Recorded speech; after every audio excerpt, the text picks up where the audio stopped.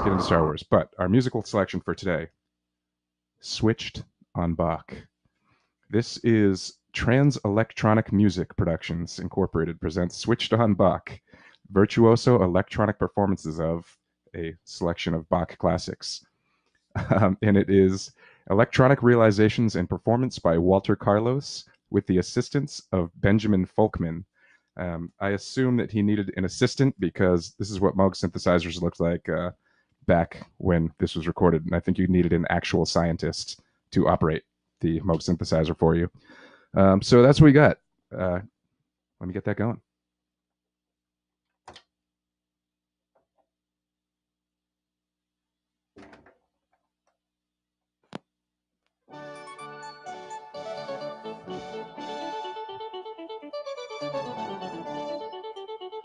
Cheers, everybody.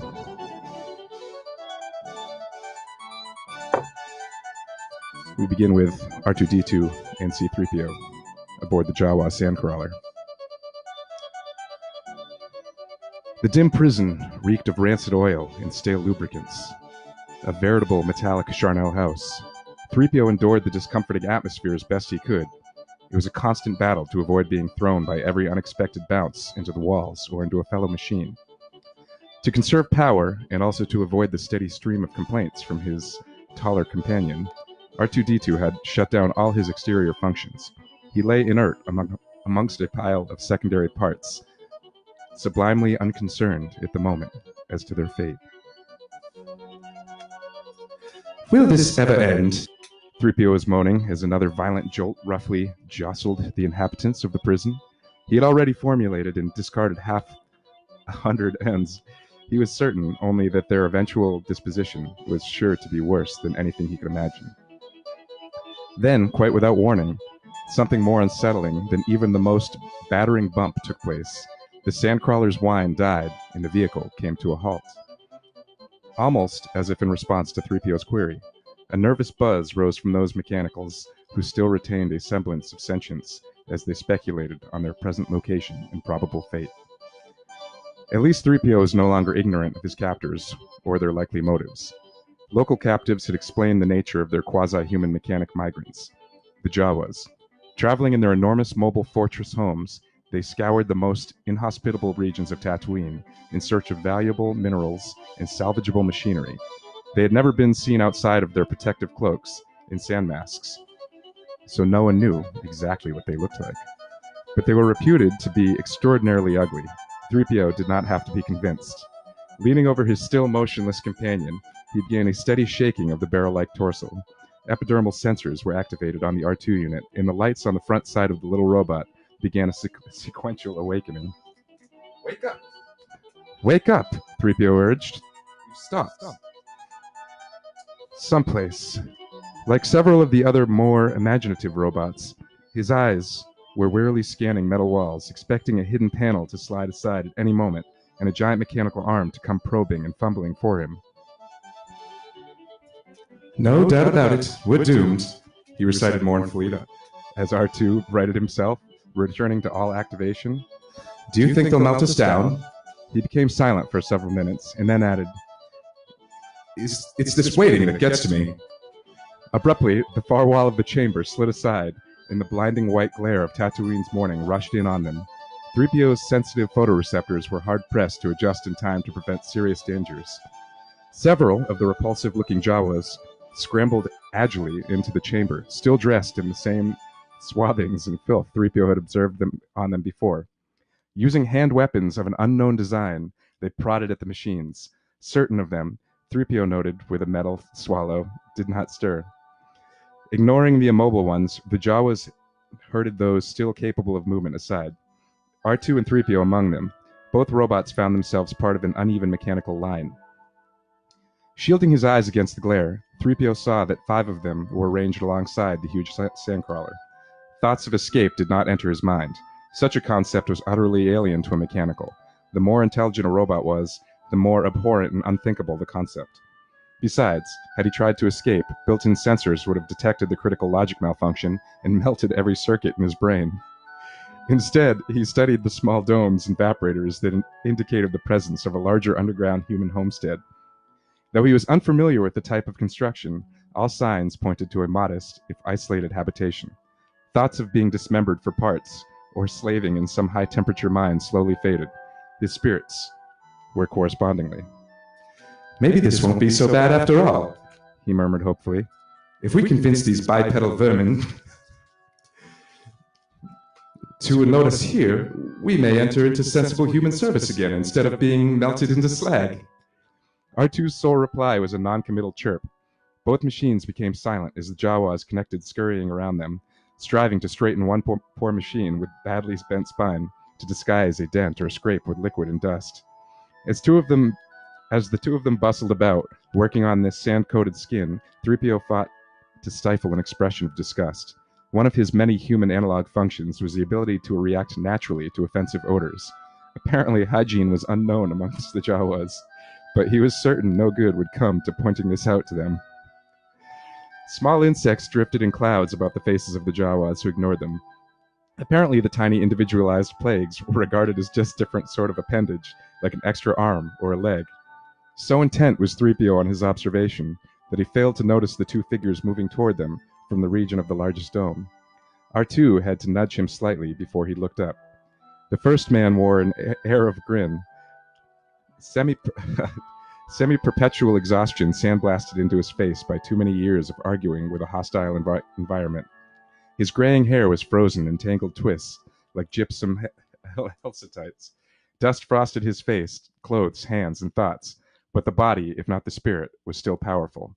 Proportionately dwarfed by his uncle's wrestler-like body, Luke strode slump-shouldered in his shadow, his present attitude one of dejection rather than exhaustion. He had a great deal on his mind, and it had very little to do with farming. Mostly it involved the rest of his life and the commitment made by his best friend, who had recently departed beyond the blue sky above to enter a harsher, yet more rewarding career.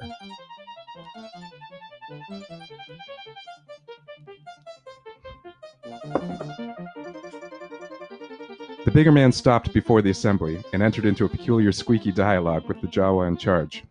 When they wished it, the Jawas could be understood. Luke stood nearby, listening indifferently. Then he shuffled along behind his uncle, as the latter began inspecting the 5 machines, pausing only to mutter an occasional word or two to his nephew. It was hard to pay attention, even though he knew he ought to be learning. "Luke, oh Luke," a voice called. Turning away from the conversation, which consisted of the lead Jawa extolling the unmatched virtues of all the machines, and his uncle countering with derision, Luke walked over to the near edge of the subterranean courtyard and peered down. A stout woman, with the expression of a misplaced sparrow, was busy working among the decorative plants.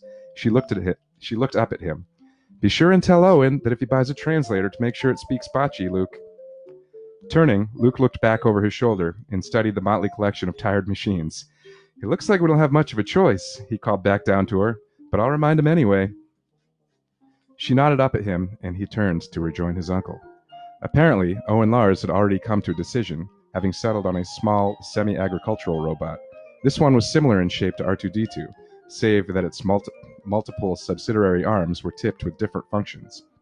At an order, it had stepped out of the line and was wobbling along behind Owen in the temporarily subdued Jawa. Proceeding to the end of the line, the farmer's eyes narrowed as he concentrated on the sand-scoured, but still flashy bronze finish of the tall, humanoid Threepio. "I presume you function?" he grumbled at the robot. "Do you know customs and protocol?" "Do I know protocol?" Threepio echoed as the farmer looked him up and down. Threepio was determined to embarrass the Jawa when it came to selling his abilities. "Do I know protocol? Why, it's my primary function. I am also, well..." "Don't need a protocol droid," the farmer snapped dryly.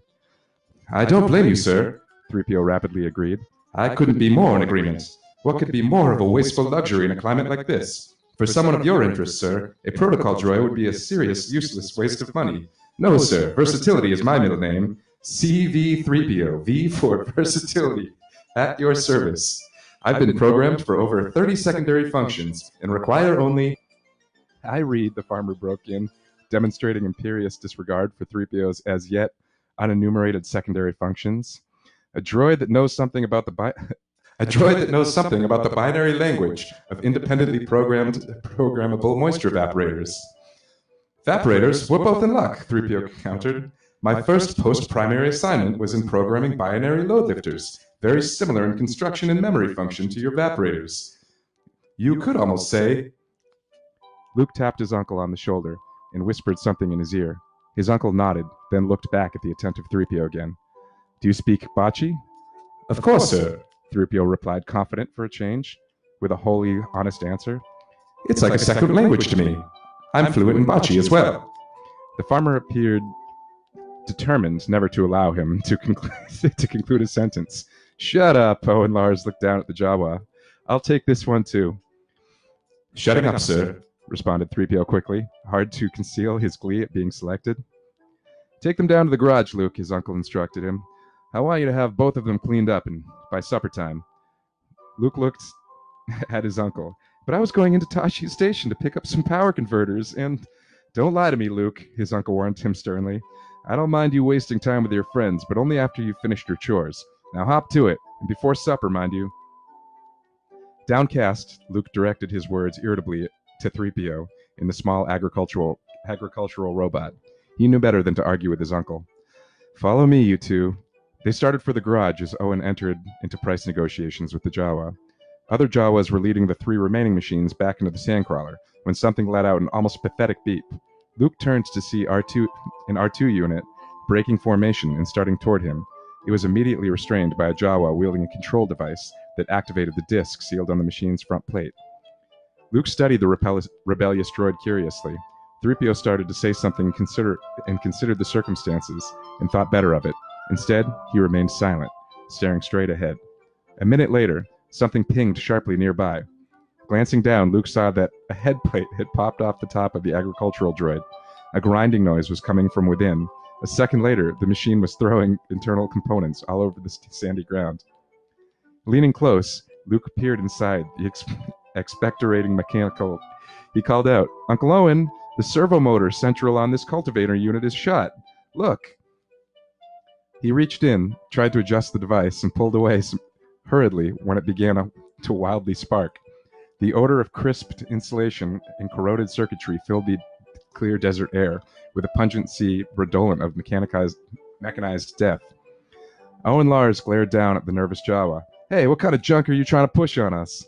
The Jawa responded loudly, indignantly, while simultaneously taking a couple of precautionary steps away from the big human. He was distressed that the man was between him and the soothing safety of the sandcrawler. Meanwhile, Artoo Detoo had scuttled out of the group of machines being led back toward the mobile fortress. Doing so turned out to be simple enough, since all the Jawas had their attention focused on the argument between their leader and Luke's uncle.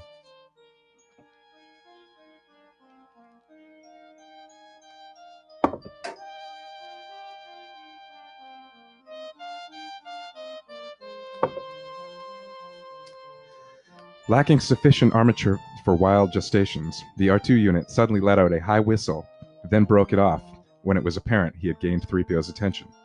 Tapping Luke gently on the shoulder, the tall droid whispered conspiratorially into his ear. If I might say so, young sir, that R2 unit is a real bargain, in top condition. I don't believe these creatures have any idea what good shape he's really in. Don't let all that sand and dust deceive you. Luke was in the habit of making instant decisions, for good or bad anyway. Uncle Owen, he called, breaking off the argument without taking his attention from the Jawa. His uncle glanced quickly at him. Luke gestured toward Artoo Detoo. We don't want any trouble. What about swapping this, he indicated the burned-out agricultural droid, for that one? The older man studied the R2 unit professionally, then considered the Jawas. Though inherently cowards, the tiny desert scavengers could be pushed too far. The sandcrawler could flatten the homestead at the risk of inciting the human community to lethal vengeance. Forced with a no-win situation for either side if he pressed too hard, Owen resumed the argument for show's sake before gruffly assenting. The head Jawa consented reluctantly to the trade, and both sides breathed a mental sigh of relief that hostilities had been avoided. While the Jawa bowed and whined with impatient greed, Owen paid him off. Meanwhile, Luke had led the two robots toward an opening in the dry ground. A few seconds later, they were striding down a ramp, kept clear of drifting sand by electrostatic repellers. Don't you ever forget this, Threepio muttered to R2, leaning over the smaller machine. Why I stick my neck out for you, when all you ever bring me is trouble, is beyond my capacity to comprehend. The passage widened into the garage proper, which was cluttered with tools and sections of farming machinery. Many looked heavily used, some to the point of collapse, but the lights were comforting to both droids, and there was a hominess to their chamber which hinted at a tranquility not experienced by either machine for a long time. Near the center of the garage was a large tub, and the aroma drifting from it, Threepio's principal olfactory sensors twitch. Luke grinned, noting the robot's reaction. Yeah, it's a lubrication bath, he eyed the tall bronze robot appraisingly, and from the looks of it, you could use about a week's submergence, but we can't afford that, so you'll have to settle for an afternoon. Then Luke turned his attention to Artoo Detoo, walking up to him and flipping open a panel that shielded numerous gauges. As for you, he continued, with a whistle of surprise, I don't know how you've kept running, not surprising, knowing the Jawas' reluctance to part with any Earth fraction they don't have to. It's recharge time for you. He gestured toward a large power unit. Artoo Detoo followed Luke's gesture, then beeped once and waddled over the boxy construction. Finding the proper cord, he automatically flipped open a panel and plugged the triple prongs into its face. Threepio had walked over to the large cistern, which was filled almost full with aromatic cleansing oil. With a remarkably human-like sigh, he lowered himself slowly into the tank. You two behave yourselves, Luke cautioned them as he moved to a small two-man skyhopper, a powerful little suborbital spacecraft. It rested in the hangar section of the garage workshop. I've got my own work to do. Unfortunately, Luke's energies were still focused on his farewell encounter with Biggs, so that hours later he had finished a few of his chores. Thinking about his friend's departure, Luke was running a caressing hand over the damaged port fin of the hopper, the fin he had damaged while running down an imaginary TIE fighter in the wrenching twists and turns of a narrow canyon.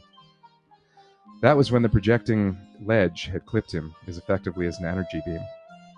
Abruptly, something came to a boil within him. With atypical violence, he threw a power wrench across a work table nearby. Just isn't fair, he declared to no one in particular. His voice dropped discontently. Biggs is right. I'll never get out of here. He's planning rebellion against the Empire, and I'm trapped on a blight of a farm. I beg your pardon, sir. Luke spun around, startled, but it was only the tall droid, Threepio. The contrast in the robot was strikingly compared with Luke's initial sight of him. Bronze-colored alloy gleamed in the overhead lights of the garage, cleaned of pits and dust by the powerful oils. Is there anything I might do to help? The robot asked solicitously. Luke studied the machine, and as he did so, some of his anger drained away. There was no point of yelling cryptically at a robot. I doubt it, he replied, unless you can alter time and speed up the harvest, or else teleport me off this sandpile under Uncle Un's nose. Sarcasm was difficult for even an extremely sophisticated robot to detect, so Threepio considered the question objectively before finally replying. I don't think so, sir. I'm only a third-degree droid and not very knowledgeable about such things as transmatic physics. Suddenly, the events of the past couple of days seemed to catch up with him all at once.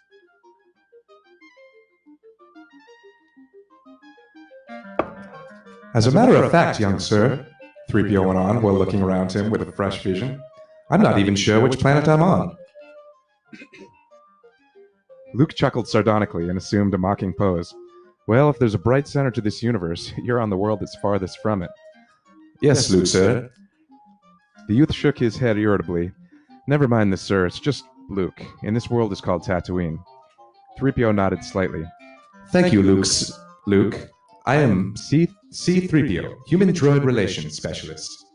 He jerked a casual metal thumb back toward the recharge unit. That is my companion, Artoo Detoo. Pleased to meet you, Threepio, Luke said easily. You too, Artoo. Walking across the garage, he checked a gauge on the smaller machine's front panel, then gave a grunt of satisfaction. As he began unplugging the charge cord, he saw something which made him frown and leaned close. Something wrong, Luke? Threepio inquired. Luke went to nearby tool wall and selected a small, many-armed device. I don't know yet, Threepio.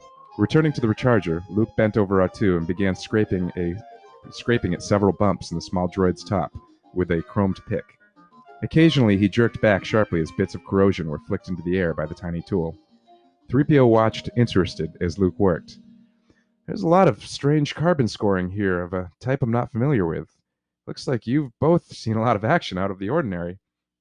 Indeed, sir.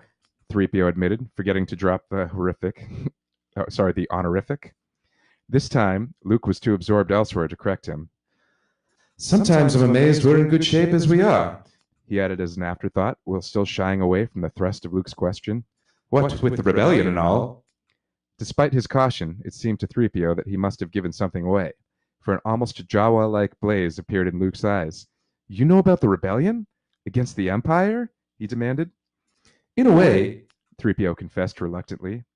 The rebellion was responsible for our coming into your service. We are refugees, you see. He did not add from where. Not that Luke appeared to care. Refugees? Then I did see a space battle. He rambled on rapidly, excited. Tell me where you've been and how many encounters. How is the rebellion going? Does the Empire take it seriously? Have you seen any ships destroyed? A bit slower, please, sir, Threepio pleaded. You misinterpret our status. We were innocent bystanders. Our involvement with the rebellion was of the most marginal nature. As to battles, we were in several. I think it is difficult to tell when one is not directly in contact with the actual battle. He shrugged neatly. Beyond that, there is not much to say. Remember, sir, I am little more than than an interpreter, and not very good at telling stories or relating histories, and even less proficient at embellishing them. I am a very literal machine. Luke turned away disappointed and returned to his cleaning of Artoo Detoo. Additional scraping turned up something puzzling enough to demand his full attention. A small metal fragment was tightly lodged between two bar conduits in what would normally form a linkage.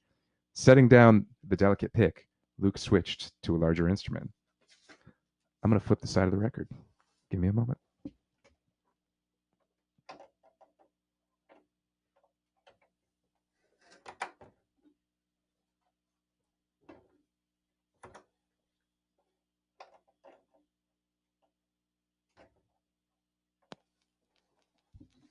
All right.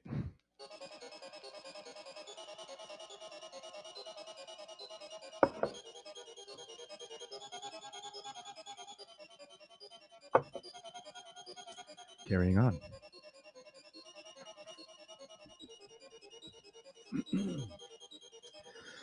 Well, my little friend, he murmured, you've got something jammed in here real good.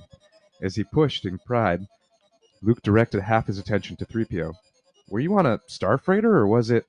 Metal gave way with a powerful crack, and the recoil sent Luke tumbling head over heels. Getting to his feet, he stared to curse, then froze, motionless. The front of the R2 unit had begun to glow, exuding a three-dimensional image less than 1/3 of a meter square, precisely defined. The portrait formed within the box was so exquisite that in a couple of minutes, Luke discovered he was out of breath. Because he had forgotten to breathe, much like myself right now. Despite a superficial sharpness, the image flickered and jiggled unsteadily, as if the recording had been made and installed with haste. Luke stared at the foreign colors being projected into the prosaic atmosphere of the garage and started to form a question, but it was never finished. The lips on the figure moved, and the girl spoke, or rather, seemed to speak.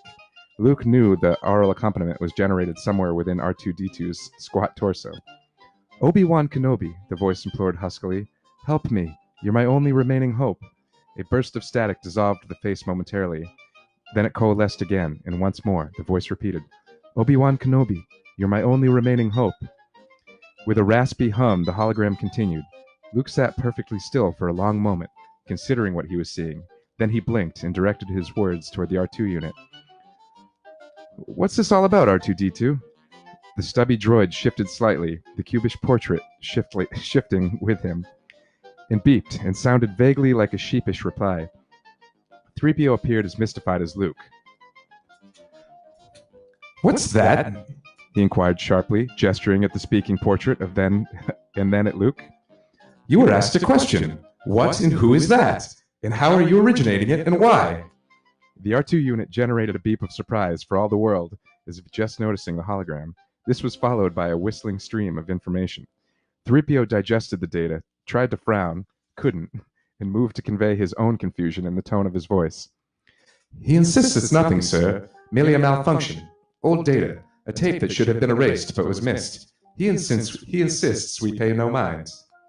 That was like telling Luke to ignore a cache of Dorindan fires he might stumble upon in the desert. Who is she? He demanded, staring enraptured at the hologram. She's beautiful. I really don't know who she is, Threepio confessed honestly. I think she might have been a passenger on our last voyage. From what I recall, she was a passenger of some importance. This might have something to do with the fact that our captain was attaché to... Luke cut him off, savoring the way sensuous lips reformed the sentence fragments. Is there any more to this recording? It sounds like it's incomplete. Getting to his feet, Luke reached out for the R2 unit. The robot moved backward and produced whistles of such frantic concern that Luke hesitated and held off reaching for the internal controls. Threepio was shocked. Behave yourself, Artoo, he finally chastised his companion. You're going to get us both in trouble. He had visions of both of them being packed up as uncooperative and shipped back to the Jawas, which was enough to make him imitate a shudder. It's all right. He's our master now, Threepio indicated to Luke. You can trust him. I feel that he has our best interests in mind. Detoo appeared to hesitate, uncertain. Then he whistled and beeped a long complexity to his friend. Well, Luke prompted impatiently. Threepio paused before replying. He says that he is the property of one Obi-wan Kenobi, a resident of this world, of this very region, in fact. The sentence fragment we are hearing is part of a private message intended for his person. Threepio shook his head slowly. Quite frankly, sir, I don't know what he's talking about. Our last master was a Captain Coltron. I never heard Artoo mention a prior master. I've certainly never heard of an Obi-Wan Kenobi. But with all we've been through, he concluded apologetically, I'm afraid his logic circuits have gotten a bit scrambled. He's become decidedly eccentric at times. And while Luke considered this turn of events, Threepio took the opportunity to throw Artoo a furious look of warning. Obi-Wan Kenobi, Luke recited thoughtfully. His expression suddenly brightened. Say, I wonder if he could be referring to Old Ben Kenobi. Begging your pardon? Threepio gulped, astonished beyond measure. But you actually know of such a person? Not exactly, he admitted in a more subdued voice. I don't know anyone by the name Obi-Wan, but Old Ben lives somewhere out on the fringe of the Western Dune Sea. He's kind of a local character, a hermit. Uncle Owen and a few of the other farmers say he's a sorcerer. He comes around once in a while to trade things. I hardly ever talk to him, though. My uncle usually runs him off. He paused and glanced across at the small robot again. But I never heard that Old Ben owned a droid of any kind. At least none that I ever heard tell of. Luke's gaze was drawn irresistibly back to the hologram. I wonder who she is. She must be important, especially if what you told me just now is true. Threepio, she sounds and looks as if she's in some kind of trouble. Maybe the message is important. We ought to hear the rest of it. He reached again for the R2's internal controls, and the robot scurried backward again, squeaking a blue streak. He says there's a restraining separator bolt that's circuiting out his self-motivation components. Threepio translated. He suggests that if you remove the bolt, he might be able to repeat the entire message. Threepio finished uncertainly. When Luke continued to stare at the portrait, Threepio added more loudly, Sir? Luke shook himself. What? Oh yes. He considered the request. Then he moved and peered into the open panel. This time, Artoo didn't retreat. I see it, I think. Well, I guess you're too small to run away from me if I take this thing off. I wonder what someone would be sending a message like this to Old Ben for. Selecting the proper tool, Luke reached down into the exposed circuitry and popped the restraining bolt free. The first noticeable result of his action was that the portrait disappeared. Luke stood back. There now. There was an uncomfortable pause during which the hologram showed no sign of returning. Where did she go? Luke finally prompted. Make her come back. Play the entire message for me, Artoo Detoo.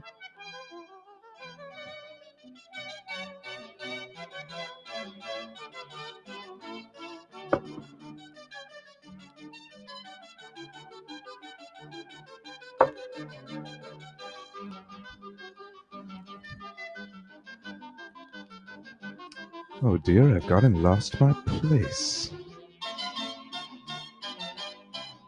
Ah, yes.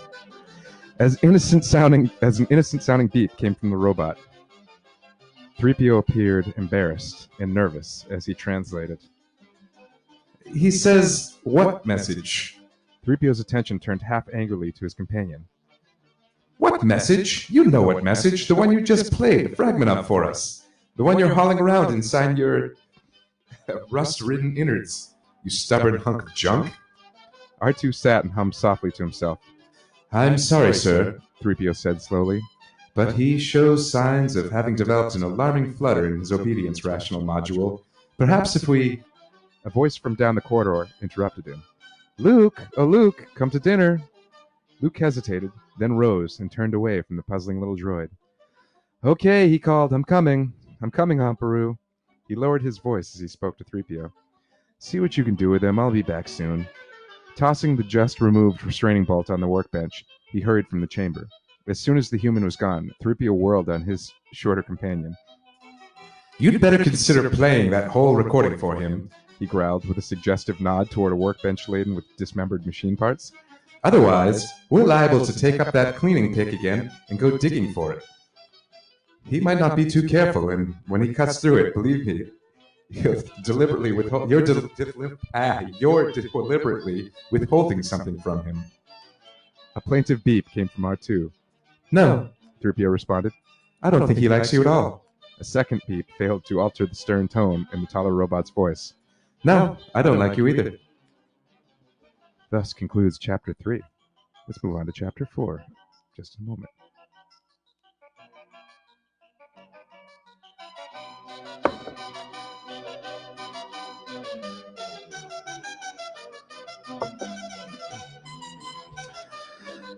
Chapter 4. Luke's Aunt Beru is filling a pitcher with blue liquid from a refrigerated container. Behind her, in the dining area, a steady buzz of conversation reached the kitchen. She sighed sadly. The mealtime discussions between her husband and Luke had grown steadily more acrimonious as the boy's restlessness pulled him in a direction other than farming.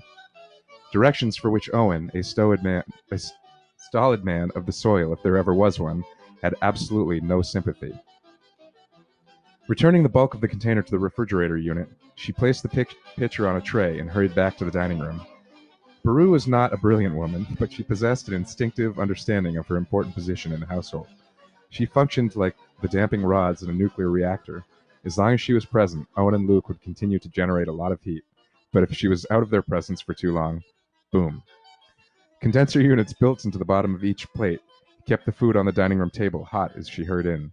Immediately, both men lowered their voices to something civilized and shifted the subject. Beru pretended not to notice the change. I think that Artoo unit might have been stolen, Uncle Owen, Luke was saying, as if that had been the topic of conversation all along. His uncle helped himself to the milk pitcher, mumbling his reply around a mouthful of food. The Jawas have a tendency to pick up anything that's not tied down, Luke, but remember, they're basically afraid of their own shadows. To resort to outright theft, they'd have to have considered the consequences of being pursued by and punished. Theoretically, their minds shouldn't be capable of that. What makes you think the droid is stolen anyway? For one thing, it's in awfully good shape for a discard. It generated a hologram recording while I was cleaning it. Luke tried to conceal his horror at the slip. He added hastily, but that's not important. The reason I think it might be stolen is because it claims to be the property of someone called Obi-wan Kenobi. Maybe something in the food or perhaps the milk caused Luke's uncle to gag. Then again, it might have been the expression of disgust, which was Owen's way of indicating his optimism of that peculiar personage. In any case, he continued eating without looking at his nephew. Luke pretended the display of graphic dislike had never happened. I thought, he continued determinedly, he might have meant Old Ben. The first name is different, but the last is identical. When his uncle steadfastly maintained his silence, Luke prompted him directly. Do you know who he's talking about, Uncle Owen? Surprisingly, his uncle looked uncomfortable instead of angry. It's nothing, he mumbled, still not meeting Luke's gaze. A name from another time. He squirmed nervously in his seat. A name that can only mean trouble. Luke refused to heed the implied warning and pressed on. Is it someone related to Old Ben, then? I didn't know he had any relatives. You stay away from that old wizard, you hear me? His uncle exploded awkwardly, substituting threat for reason. Owen, Aunt Beru started to interject gently, but the big farmer cut her off sternly. Now this is important, Beru. He turned his attention back to his nephew. I've told you about Kenobi before. He's a crazy old man. He's dangerous and he's full of mischief, and he's best left well alone. Beru's pleading gaze caused him to quiet somewhat. That droid has nothing to do with him. Couldn't have, he grumbled half to himself. Recording, huh? Well, tomorrow I want you to take the unit into Anchorhead and have its memory flushed. Snorting, Owen bent to his half-eaten meal with determination. That will be the end of this foolishness. I don't care where that machine thinks it came from. I paid hard credit for it, and it belongs to us now. But suppose it does belong to someone else, Luke wondered. What if this Obi-Wan person comes looking for his droid?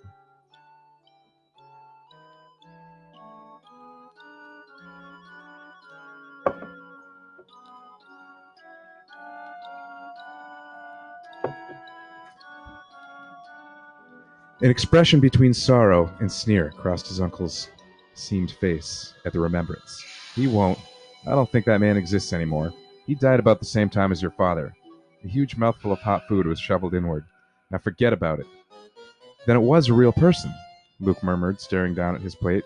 He added slowly, Did he know my father? I said forget about it, Owen snapped. Your only worry as far as those two droids are concerned is having them ready for work tomorrow. Remember, the last of our savings is tied up in those two. Wouldn't even have bought him if it wasn't so near harvest. He shook a spoon at his nephew. In the morning, I want you to have them working with the irrigation units up on the South Ridge. You know, Luke replied distantly, I think those two droids are going to work out fine. In fact, He hesitated, shooting his uncle a surreptitious glare. I was thinking about our agreement, about me staying on for another season. His uncle failed to react, so Luke rushed on before his nerve failed. If these new droids do work out, I want to transmit my application to enter the academy for next year. Owen scowled, trying to hide his displeasure with food. You mean you want to transmit the application next year, after the harvest? You have more than enough droids now, and they're in good condition. They'll last. Droids? Yes, his uncle agreed. But droids can't replace a man, Luke. You know that. The harvest is when I need you the most. It's just for one season, after this one. He looked away, bluster and anger gone now. Luke toyed with his food, not eating, saying anything. Listen, his uncle told him. For the first time, we've got a chance for a real fortune. We'll make enough to hire some extra hands for next time. Not droids, people. Then you can go to the academy. He fumbled over words, unaccustomed to pleading. I need you here, Luke. You understand that, don't you? It's another year, his nephew objected solemnly. Another year. How many times had he heard that before? How many times had they repeated this identical charade with the same result? Convinced once more that Luke had come round to his way, Owen shrugged the objection off. Time will pass before you know it. Abruptly, Luke rose, shoving his barely touched plate of food aside. That's what you said last year when Biggs left. He spun and half ran from the room. Where are you going, Luke? His aunt yelled worriedly. Luke's reply was bleak, bitter. Looks like I'm going nowhere. Then he added out of consideration for his aunt's sensitivities. I have to finish cleaning those droids if they're going to be ready for work tomorrow. Silence hung in the air of the dining room after Luke departed. Husband and wife ate mechanically. Eventually, Aunt Beru stopped shoving her food around her plate, looked up, and pointed out earnestly. Owen, you can't keep him here forever. Most of his friends are gone. The people he grew up with. The academy means so much to him. Listlessly, her husband replied, I'll make it up to him next year, I promise. We'll have money. Or maybe the year after that. Luke's just not a farmer, Owen, she continued firmly. He never will be, no matter how hard you try to make him one. She shook her head slowly. He's just got too much of his father in him. For the first time all evening, Owen Lars looked thoughtful as well as concerned as he gazed down the passage that Luke had taken. That's exactly what I'm afraid of, he whispered.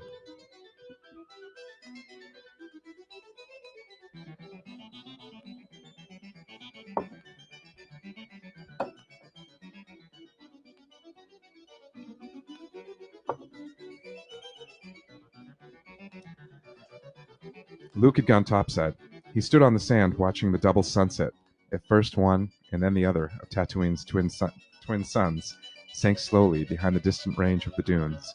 In the fading light, the sands turned gold, russet, and flaming red-orange before advancing night put the bright colors to sleep for another day. Soon, for the first time, those sands would blossom with food plants. This former wasteland would see an eruption of green. The thought ought to have sent a thrill of anticipation through Luke. He should have been as flushed with excitement as was his uncle was whenever he described the coming harvest. Instead, Luke felt nothing but vast indifferent emptiness. Not even the prospect of having a lot of money for the first time in his life excited him. What was there to do with money in Anchorhead anyway, or anywhere on Tatooine for that matter? Part of him, an increasingly large part, was growing and more restless at remaining unfulfilled. That was not an uncommon feeling for youths in his age, but for reasons Luke did not understand, it was much stronger in him than any of his friends.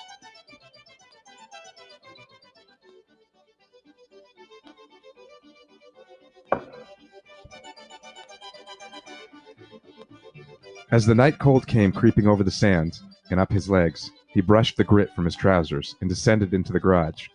Maybe working on the droids would bury some of the remorse a little bit deeper in his mind. A quick survey of the chamber showed no movement. Neither of the new machines was in sight. Frowning slightly, Luke took a small control box from his belt and activated a couple of switches set into the plastic. A low hum came from the box. The collar produced the taller of the two robots. Threepio, in fact. He gave a yell of surprise as he jumped up behind the skyhopper. Luke started toward him, openly puzzled. "What are you hiding back there for?" The robot came stumbling around the pro of the craft, his attitude one of desperation. It occurred to Luke, then, that despite his activating the collar, the R2 unit was still nowhere to be seen. The reason for his absence, or something related to it, came pouring unbidden from Threepio. "It was my fault," the robot begged frantically. "Please don't deactivate me. I told him not to go, but he's faulty. He must be malfunctioning. Something has totally boiled his logic circuits. He kept babbling on about some sort of mission, sir. I never heard of a robot with delusions of grandeur before. Such things shouldn't even be within the cognitive theory units of theory. But that's one basic RU unit." "You mean," Luke started to gape. "Yes, sir. He's gone." "And I removed his restraining coupling myself?" Luke muttered slowly. Already, he could visualize his uncle's face. The last of their savings tied up in these droids, he had said. Racing out of the garage, Luke hunted for non-existent reasons why the R2 unit should go berserk. Threepio followed on his heels. From a small ridge, which formed the highest point close by the homestead, Luke had a panoramic view of the surrounding desert. Bringing out the precious macro binoculars, he scanned the rapidly darkening horizons for something small, metallic, three-legged, and out of its mechanical mind. Threepio fought his way up through the sand to stand beside Luke. "That RU unit has always caused nothing but trouble," he groaned. "Astromech droids are becoming too iconoclastic, even for me to understand sometimes." The binoculars firmly came down, and Luke commented matter-of-factly, "Well, he's nowhere in sight." He kicked furiously at the ground. "Damn it! How could I have been so stupid, letting it trick me into removing that restrainer? Uncle Owen's going to kill me." "Begging your pardon, sir," ventured a hopeful Threepio, visions of Jawas dancing in his head. "But can't we go after him?" Luke turned. Studiously, he examined the wall of black advancing toward them. "Not at night. It's too dangerous with all the raiders around. I'm not too concerned about the Jawas, but the Sand People. No, not in the dark. We'll have to wait until morning to try to track him." A shout rose from the homestead below. "Luke! Luke, are you finished with those droids yet? I'm just turning down the power for the night." "All right," Luke responded, sidestepping the question. "I'll be down in a few minutes, Uncle Owen." Turning, he took one last look at the vanishing horizon. "Boy, am I in for it," he muttered. "That little droid's going to get me in a lot of trouble." "Oh, he excels at that, sir," Threepio confirmed with mock cheerfulness.